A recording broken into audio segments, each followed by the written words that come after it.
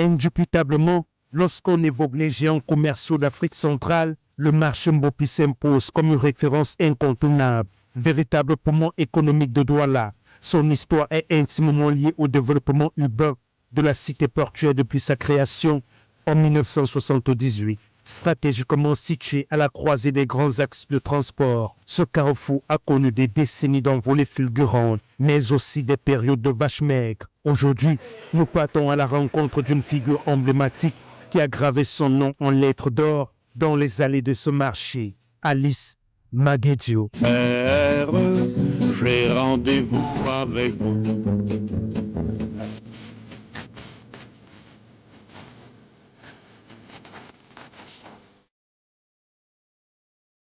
Femme d'affaires, fiscaliste, commerçante, mais avant tout syndicaliste engagée, Maman Alice a supporté au plus haut la voix des commerçants. Ce matin, nous la retrouvons dans son environnement quotidien. On lave, c'est très bon. C'est bon pour la santé. Voilà. Mon fils a mis le cadeau.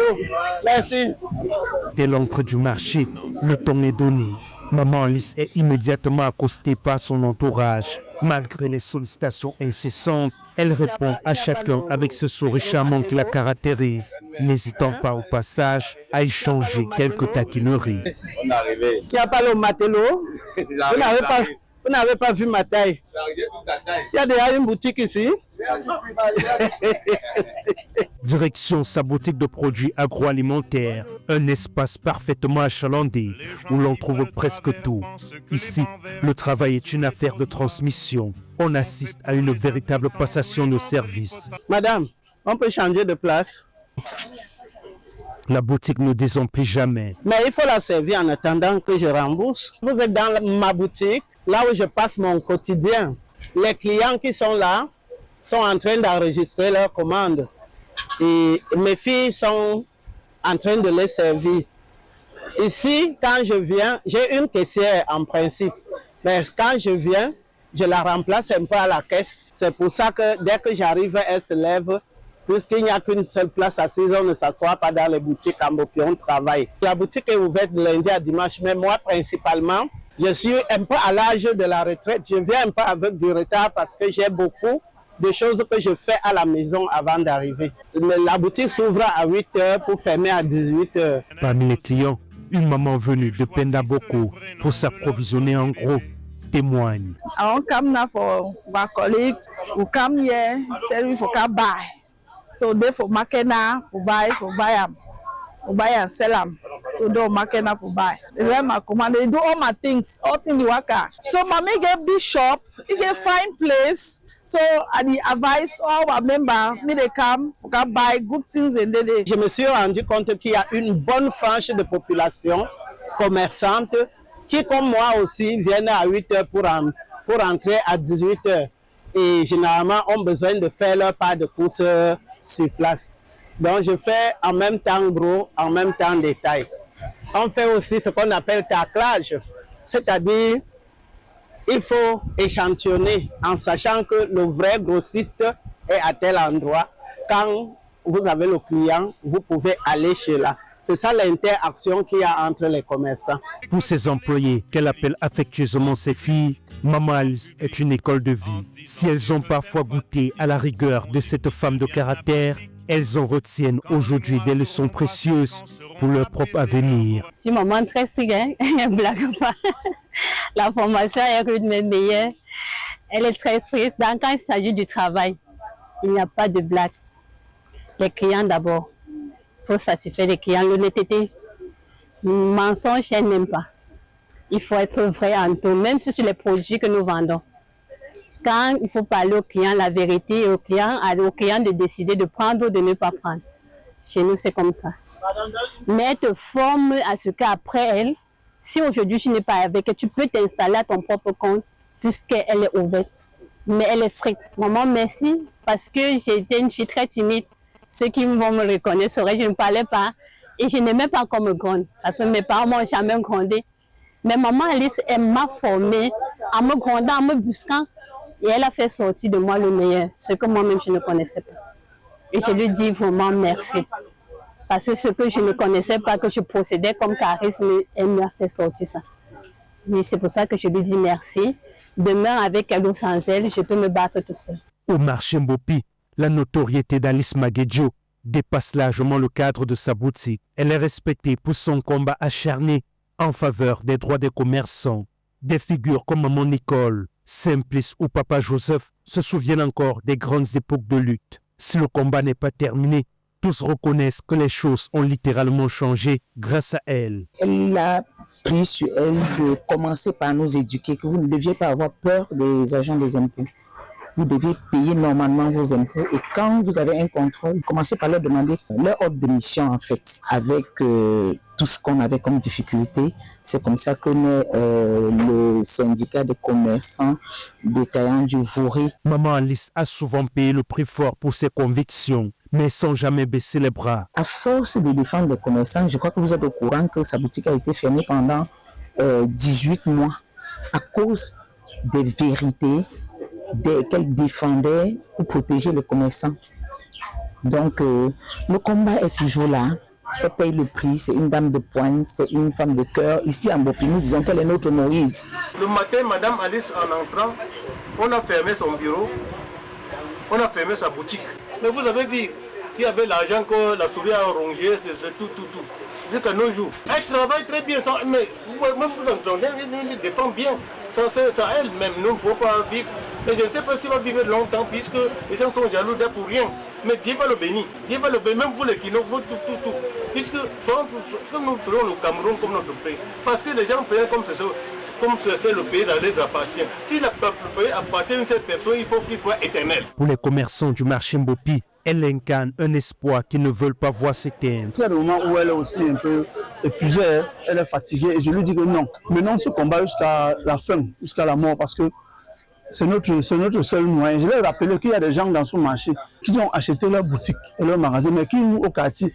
Avec l'argent pour acheter un terrain, mais ils ont préféré sécuriser là où ça va leur donner 5 francs pour payer la scolarité de leurs enfants et nourrir leur maison et payer leur loyer. Imagine un instant qu'on les arrache tout ce qu'ils ont comme bien, ils deviennent quoi? Or, je sais qu'elle est sensible, elle a un cœur sensible. Sans ça, elle va toujours vivre. Mais nous, on pleure parce que je sais que s'il n'y a pas ça, nous-mêmes, nous sommes dans les gros problèmes. On a des enfants qu'on paie la scolarité. On a des parents qui sont vieux. Quand on envoie les moyens un peu c'est vrai qu'ici, on peut trouver sa jeunesse. En dehors d'ici, on n'a pas autre chose. Mais les gens viennent, notamment, commencer à nous sceller. On vient te sceller sans même préavis, sans rien. Et les rumeurs même pour qui vont nous faire mesurer les boutons, on va payer par mètre carré. Vous voyez, comme c'est eux qui avaient construit. Sa lutte s'exporte bien au-delà des étals de Mbopi. On la retrouve dans les séminaires stratégiques ou sur les plateaux de télévision. Là, elle donne de sa voix pour briser les marginalisations et dénoncer les abus. Elle a ça, qu'elle a fait l'école de la vie. Elle a appris comme ça, la autodidacte, elle a vu les erreurs de tout, elle a couché chez elle. Elle a la beauté, parce que la mère, là, quand elle s'assoit, tu sens que si elle se lève là, tu vois la mère, elle s'assoit au Cameroun, elle te donne la vie en Europe, en Asie, aux États-Unis, dont elle a travel. Et les anglophones disent que traveling is part of education. So, la mère là a ça. Donc toi, tu es chez toi, on t'appelle, on dit qu'il y a un débat à la télé le dimanche, qu'on veut que tu viennes parler. Et tu ne demandes même pas que c'est même qui mon vis-à-vis. Tu prends ta veste bim bim, tu te repasses, tu dis que mais tu viens te faire humilier par maman Alice Maguedjo. Et comme la mère là, elle n'est pas pressée quand elle parle. C'est-à-dire quand elle parle, une maman elle te met la perfusion dans le sillage, toi-même tu respectes, toi-même tu yamo. On te coche, même tu prends les notes dans la coche. Ouais, maman Alice, qui t'a accouché, maman? Derrière cette figure publique se cache une femme qui doit aussi prendre soin d'elle. Nous l'accompagnons à son rendez-vous chez son ophtalmologue, le docteur Georges Difo. Mais c'est une absurdité, car à la vérité, ils sont là, c'est notoire, pour accueillir quelque temps les amours débutants. Les amoureux qui se bécotent sur les bancs publics.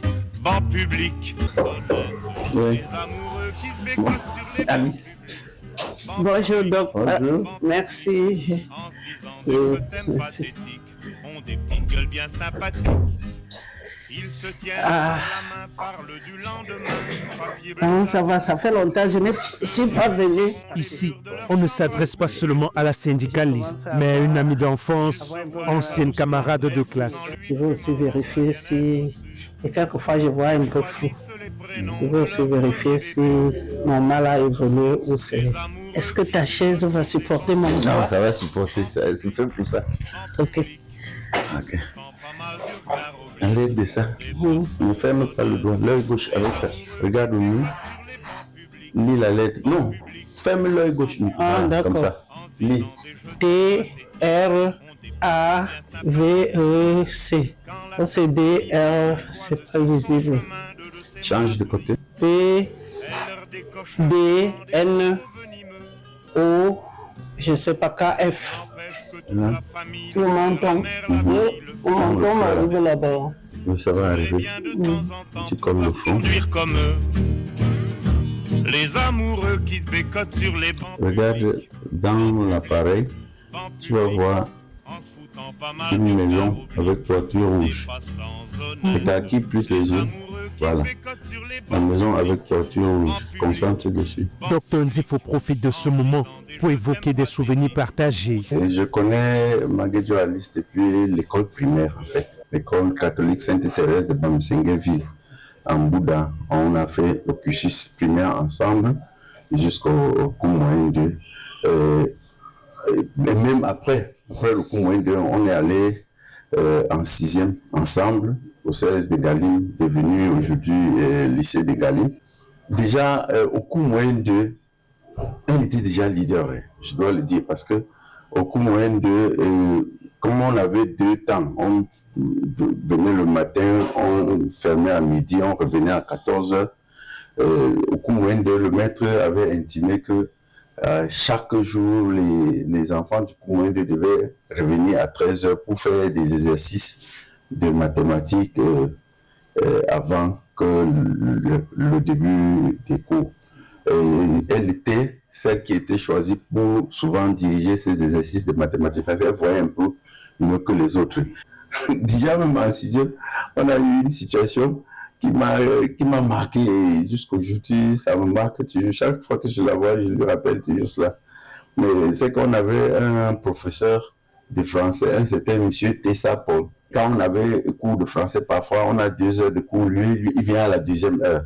Une fois, il est venu à la 2e heure et pendant ce temps, on troublait. Les enfants de 6e, on faisait tellement de bruit en classe. Le surveillant général était passé d'abord regarder, nous demander qui on avait cours avec qui. On a dit avec M. Tessa, il est reparti. On a troublé. M. Tessa est venu à la 2e heure. Quand il arrive, on se calme. Il entre. Déjà, il est passé par la direction. Il paraît qu'on l'a blâmé. Quand il vient, il demande: chef de classe, où sont les noms des bavards? Maguedjo n'avait pas écrit, il n'y avait pas de nom de bavards. Elle s'est levée, elle a regardé, il n'y avait rien. Et M. Tessa s'est fâché, il dit: sous-chef, allez me chercher la chicotte. On est allé chercher la chicotte. C'est comme ça comment il a fouetté Maguedjo. Après ça, on s'est moqué un peu d'elle, quoi. La semaine qui suivait, on était en classe et M. Tessa est encore venu à la 2e heure. Mais là, on était relativement plus calme. Jusque-là, Maguedjo a pris sa liste. Elle prenait les noms. Tu tousses, elle prend ton nom. Et quand M. Tessa est venu, il n'a même pas demandé le nom de bavard à ce moment-là parce qu'on était calme. Il s'assoit, il voulait déjà commencer le cours. Pendant Maguedjo qui se lève, il n'a pas donné le nom de bavard. Ah, M. Tessa dit: ah, non, il y avait les bavards. Il prend la liste. Au lieu de lire la liste, il dit: celui qui reconnaît avoir bavardé, face devant. Voilà.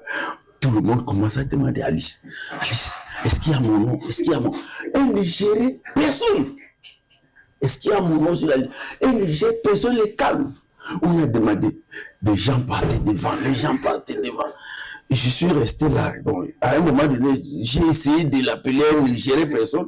J'ai dit que bon, en tout cas, je viens de la même école primaire, on est des sœurs, et déjà, elle vivait chez un catéchiste là-bas à la ferme pilote.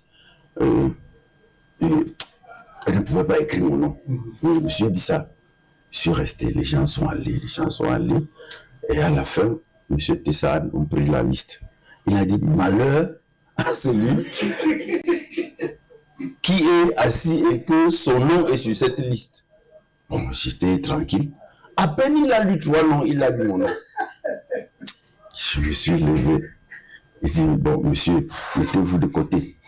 On était comme ça, on était 5. Les autres étaient devant.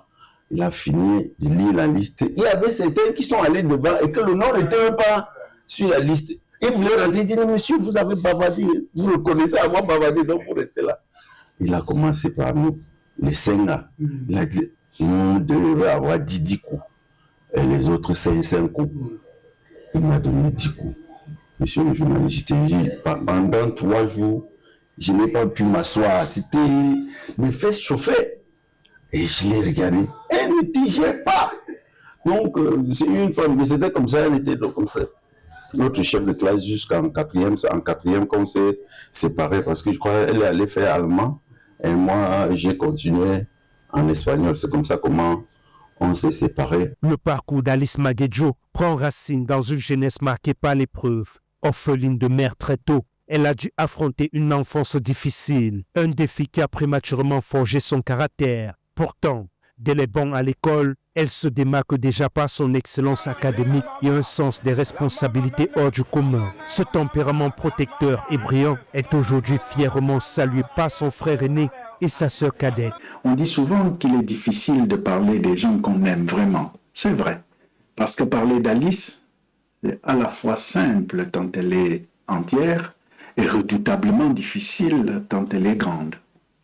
Nous sommes originaires de l'Ouest Cameroun. Nous sommes 5 enfants, enfin nous étions 5 enfants issus d'une famille modeste de cultivateurs. Alice est la 3e, l'enfant du milieu. Notre maman nous a quittés très tôt, à seulement 29 ans, laissant à notre père le courage immense d'élever 5 enfants toute seule. Ce père aimant, travailleur infatigable, profondément respectueux du prochain, a été le socle sur lequel, je pense, Alice a construit ce qu'elle est devenue. Dès son plus jeune âge, Alice avait déjà un caractère bien trempé. Je me souviens, j'avais 12 ans quand elle en avait 6. Elle n'hésitait pas à me remettre à ma place lorsque de mon zèle d'aîné, j'ai cherché à m'imposer injustement. À 6 ans, Alice ne supportait déjà pas l'injustice. Elle ne l'a jamais supporté depuis. Pour financer ses études, comme nous tous, elle a fait du petit commerce pendant les vacances.